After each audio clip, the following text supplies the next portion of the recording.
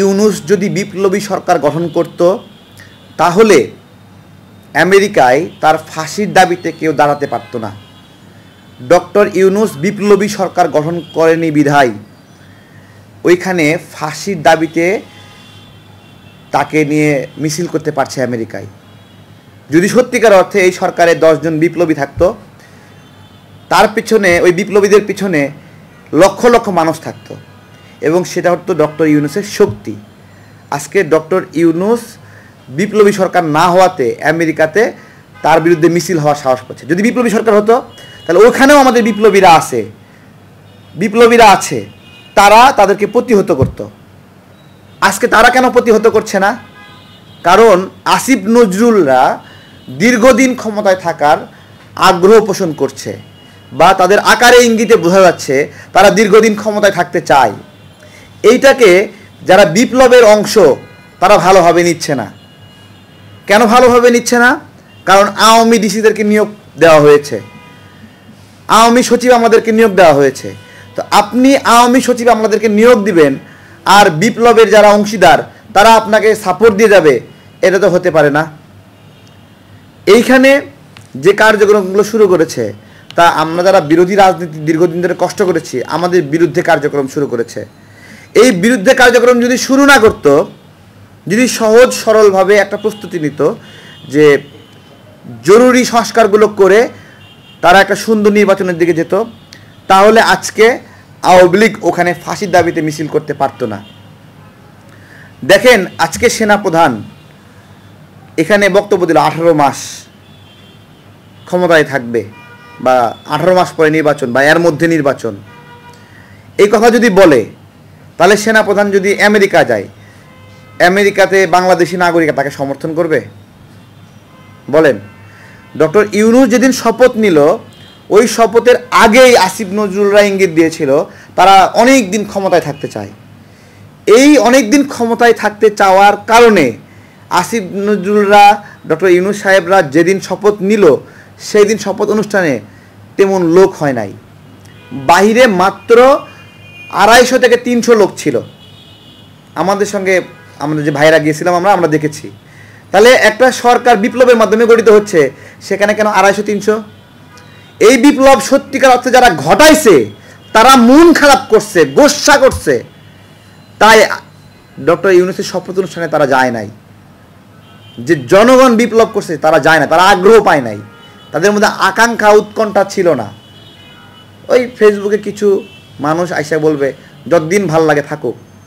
প্রথম বলছে, এখনও তাও বলছে না। ফেসবুকের কমেন্ট দিয়ে কি দেশ চলে? বলেন। ফেসবুকের কমেন্ট কি বাংলাদেশের সব নাগরিকের মতামত? ধরেন ফেসবুকে 10,000 মানুষ মিলে হাইপ তুলছে, তার মানে কি বাংলাদেশের 16 কোটি মানুষ? এটা না। কিন্তু আমাদের দেশের মানুষ ভোটাধিকারের বিষয়ে কোনো বিষয়ে ষড়যন্ত্র দেখতে চায় না। যেহেতু ভোটাধিকারের বিষয়ে ষড়যন্ত্র করছে, যেহেতু বলছে পালা বদলের জন্য গণ অভ্যুত্থান হয়নি, পালা বদলের জন্য সরকার গঠন হয়নি, যেহেতু এটা বলছে, এটা তো একটা স্বৈরতন্ত্র। এ কথা বলে কিভাবে? এ ধরনের কথা বলবা আর আমেরিকাতে যাবে আর সবাই সমর্থন করবে, এটা কি হয় নাকি? এটা হয় না। শুধুমাত্র জনগণের পক্ষে যদি কাজ করে তখন জনগণ সমর্থন করবে। জনবিরোধী যত কাজ করবে সেনাবাহিনীর সঙ্গে থাকতে পারে, কিন্তু জনগণ সঙ্গে থাকবে না। আর জনগণ সঙ্গে না থাকলে, জনসমর্থন না থাকলে ওই কাজ সফল হয় না। আমি তো বলছি, একটু আগেও বললাম যে আমরা সিদ্ধান্ত নিয়ে ফেলেছি, আমরা চালাকিগুলো বুঝতে পেরেছি, আওয়ামী ডিসি নিয়োগ দিয়ে কী করতে চায় এগুলো বুঝতে পেরেছি আমরা।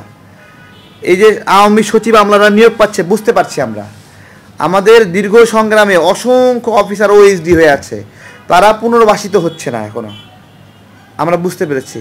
এই বুঝতে পেরেই আমরা সিদ্ধান্ত নিয়ে ফেলেছি যে আমরা কত দ্রুত নির্বাচন করতে পারি সেটা আমরা করব। এটা কেউ ঠেকাতে পারবে না।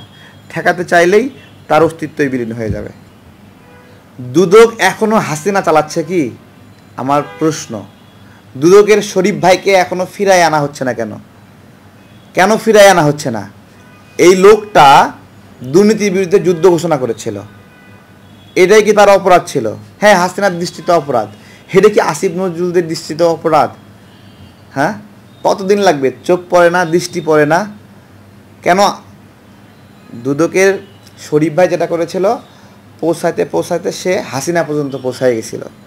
হাসিনার পরিবার দুর্নীতিতে জড়িত, দুদকের বড় কর্মকর্তার দুর্নীতিতে জড়িত, এই পর্যন্ত পৌঁছায় গেছিল। এটা তার অপরাধ ছিল, তাই না? তা এটা হাসিনার সময়ের অপরাধ, এখন তার কি অপরাধ আমি জানি না, আমি তাকে দেখছি না। তার উচিত দুদকের সামনে গিয়ে মানববন্ধন করা অথবা অনশন করা, এবং আমরা গিয়ে সেখানে সাপোর্ট দেব। শরীফ ভাই, আপনার কথা গতকালকে মনে পড়ছে, আপনি যদি আমার এই ভিডিও দেখেন, আমার নাগরিক ভাইরা যদি দেখেন, ওনার কাছে শেয়ার করে পৌঁছায় দেবেন, যাতে করে উনি জানে।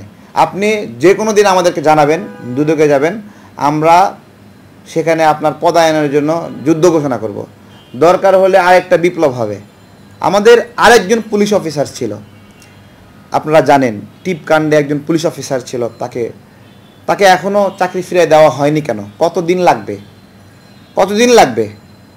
আসিফ নজরুল ক্ষমতায় বসতে 2 ঘন্টা লাগলো, আর এরা এখনও 45 দিন পার হয়ে গেছে, এখনও পদায়ন হচ্ছে না, চাকরি ফিরে পাচ্ছে না।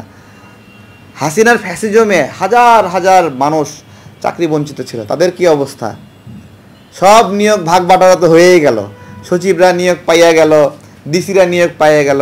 তাহলে হাসিনা আমলে যারা নিপীড়নের শিকার, তারা কবে নিয়োগ পাবে? এত সময় লাগছে কেন? শরীফ সাহেব, টিপকাণ্ডের পুলিশ সাহেব, আরও অনেক অসংখ্য পুলিশ অফিসার আছে। কতদিন র্যাবের একজন সৈনিক আমাকে ফোন দিয়ে বলতেছে, তারেক ভাই, বিএনপি যদি কোনোদিন ক্ষমতায় আসে, ভারপ্রাপ্ত চেয়ারম্যান তারেক স্যারের বলে আমার চাকরিটা ফিরে দেওয়ার ব্যবস্থা করেন। আমি বলতেছি যে কেন, এখন কি সমস্যা? এখন আপনি আবেদন করেন। বলতেছে না ভাই, আমাদেরকে যে কারণে চাকরি থেকে বঞ্চিত করছে, যে মতাদর্শের কারণে, সে মতাদর্শের লোকগুলো এখানে দায়িত্বে নাই যে সে আমাকে চাকরিটা ফেরত দেবে। আমার প্রশ্ন, এই জন্যই বিপ্লবটা হয়েছে যে এখনও তাদেরকে ফেরত দেওয়া হচ্ছে না চাকরি। হ্যাঁ, দুদকে কি হয় আমরা জানি না, ওইটা হলো চোরদের ফ্যান ক্লাব। দুদক বাটপারদের ফ্যান ক্লাব, এবং ওখানে নিয়মিত বাটপার আর দুদক কর্মকর্তাদের মিটিং বসে। আমি আমার ইউনিভার্সিটিতে নিয়োগে জালিয়াতির বিষয়ে অভিযোগ দিয়ে আসছি, 2 বা 3 বার দিয়ে আসছি, কোনো ব্যবস্থা নেয়নি। অনেক কমার্স কোম্পানি বিষয়ে অভিযোগ দিয়ে আসছি, কোনো ব্যবস্থা নেয়নি। সিভিল অভিযোগ নেওয়া হয় না, বুঝতে পারছেন? সাধারণ নাগরিকের অভিযোগ এগুলো আমলে নেয় না।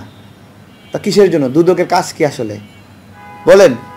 এই যে পটুয়াখালীতে একজন প্রতারক আছে, সে প্রতিদিন ফেসবুকে বিজ্ঞাপন দিয়ে টাকা তোলে।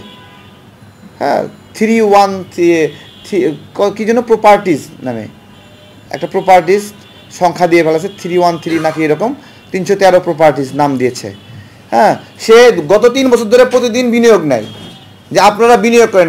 সেই বিনিয়োগের বাস্তবতা আমরা দেখি না। আবার বলে যে টাকা দিয়ে দিলাম, আবার এই বিনিয়োগ নেওয়ার জন্য উমরার প্যাকেজ ছাড়ে, ধর্মকে বিক্রি করে ব্যবসা, যে বিনিয়োগ করলে উমরা করার জন্য সুযোগ দেওয়া হবে 10 জনকে 5 জনকে। এগুলো নিয়ে মানুষের ধর্মীয় রিলিজিয়াস ক্রাইম করতেছে, রিলিজিয়াস ক্রিমিনাল। আমি দুদকে গিয়ে অভিযোগ দিয়ে আসছিলাম, ঠিক আছে? না, এটা আমাদের এখানে অভিযোগ দিয়ে লাভ নাই, আমাদের এখানে কার অভিযোগ নেবে? দুদকটা কার জন্য আমি এটাই বলতেছি না। বাংলাদেশের নাগরিকরা কোনো জায়গায় যদি দেখে অমুক জায়গায় অমুক ক্রিমিনাল, চোর, অমুক বড় দুর্নীতি করতেছে, সত্যিকার কথা বলি, তাদের মুখ ফুটে গিয়ে বলার অধিকার নাই, বলার একটা জায়গা নাই যে অমুক লোক দুর্নীতি করতেছে, ব্যবস্থা নেন। কোনো জায়গা নাই। কারো বাপের ক্ষমতায় আছে সচিবালয়ে গিয়ে কোনো একটা ডিসির বিরুদ্ধে অভিযোগ দিতে পারবে? বলেন, কোনো একটা ওসির বিরুদ্ধে পুলিশ হেডকোয়ার্টারে গিয়ে অভিযোগ দিতে পারবে? কতটুকু সুযোগ আছে? তা আমাদের নাগরিকদের যদি কোনো দিন সুযোগ পায়, জনগণের সরকার আসে, এই সরকার জনগণের সরকার না, আমি বলতেছি। এইটা আমাদের বিপ্লব চুরি করছে একটা অংশ, বিপ্লবে তারা আত্মসমর্পণকারী ছিল, এই বিপ্লব চুরি করা অংশ ক্ষমতা দখল করছে। এরা অনেক দিন ক্ষমতা থাকতে চায়, নির্বাচন দিতে গড়িমসি করছে। এরা কোনো সময় আমরা এদেরকে বিতাড়িত করে, যদি জনগণের সরকার আসে, তখন আমরা জনগণের অভিযোগ দেওয়ার জায়গা তৈরি করব, যে জায়গাটাতে যে কারো বিরুদ্ধে অভিযোগ দেবে। এবং বলছে না, বাংলাদেশের সংবিধানে কর ন্যায়পাল নামে একটা জায়গা আছে, যে কর ন্যায়পালে ওখানে প্রধানমন্ত্রীর দুর্নীতির বিষয়ে অভিযোগ দেওয়া যাবে, এরকম একটা আইন আছে সংবিধানে। সেই আইন কেউ কোনোদিন পাস করেনি, ঠিক আছে? আমি রাজনৈতিক দলগুলোকে এটা বলছি যে এটা আপনারা কি হবেন, এটা করা উচিত না। তো বলছে তো করা উচিত, করা তো হয় না, আমরা ওইভাবে খেয়ালও করিনি। আমি জানি না এটা সামনেও করবে কিনা, কিন্তু কোনো দিন সুযোগ পাইলে এই কর ন্যায়পাল যে আইনটা আছে এটা সমাধান করার চেষ্টা করব। আমি দুদকের কর্মকর্তাদেরকে বলতেছি যে আজকে থাকে প্রতিদিন টেনশনে থাকবেন, যে কোনো দিন এই যে মানুষগুলো ক্ষতিগ্রস্ত দুদকের দ্বারা তাদেরকে নিয়ে আপনার দরজায় টক টক টক টক করে করা নাড়ব, এবং সেদিন কিন্তু আপনার জন্য আতঙ্ক। দ্রুত শরীফ ভাইকে আগের পদে বসান, আগের পদে না, যে কটা ইনক্রিমেন্ট প্রমোশন হওয়ার কথা ছিল সেগুলো সহ বসান। টিপকাণ্ডের ঘটনায় যে আলেম যে পুলিশ কর্মকর্তা, আমার নাম তারেক না, তারেক সাহেবকে দ্রুত প্রমোশন সহ তাকে ক্ষতিপূরণ দেন। হ্যাঁ, তারপরে ম্যাজিস্ট্রেট সারোয়ার ভাইও আছে, ওনাকেও অনেক ক্ষতিগ্রস্ত, উনিও অনেক ক্ষতিগ্রস্ত। যদিও ওনার সাথে আমার একটা সময় বিরোধ হয়েছিল প্রবাসী কল্যাণ মন্ত্রণালয় নিয়ে, আমি ইরাক প্রবাসীদের নিয়ে একটা ক্লেম করেছিলাম, উনি আমাকে সহযোগিতা করে নেয় ওই সময়, এবং পরবর্তীতে আমাকেই নিয়ে আবার শোকজ করেছিল। তো আপনারা তারপরেও বলি যে আর 10 জনের মধ্যে উনি একজন বেস্ট মানুষ, ওনাকে যথাযথ সম্মানিত করা হোক। এগুলো আমাদের এই সময়টাতে কী যে চলছে, এই যে চেক কাণ্ড দেখেন, এগুলো এইভাবে যদি হয় তাহলে ক্ষতিগ্রস্ত মানুষগুলো নিয়োগ পাবে না। আবদার জানাচ্ছি, আমি আসিফ নজরুল স্যারের দৃষ্টি আকর্ষণ করছি, তারপরে সমন্বয়ক যারা আছে তাদের দৃষ্টি আকর্ষণ করছি, দ্রুত শরীফ ভাইকে দুদকের পদে ফিরায় দেন।